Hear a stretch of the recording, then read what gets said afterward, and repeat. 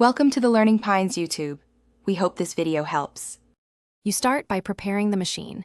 Make sure you have administrator rights and shut down every Chrome window so settings apply cleanly.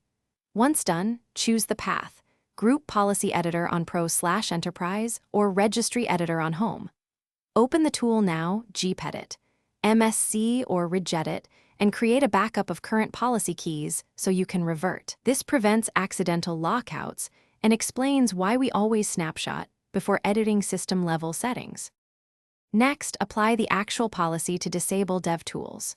In Group Policy, navigate to Administrative Templates, then Google Chrome, and enable the Disable Developer Tools setting.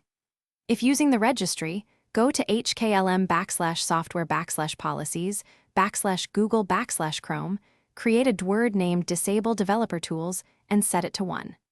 Make sure to save and then restart Chrome, because policies only apply after a full restart.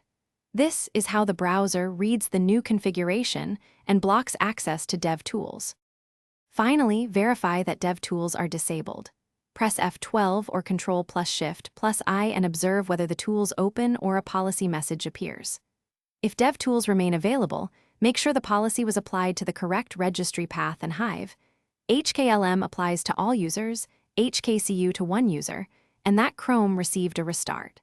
If problems persist, use a managed kiosk profile or deploy extension restrictions. These alternate approaches lock down the UI and provide a reliable fallback. Thanks for watching. Consider subscribing if we helped you.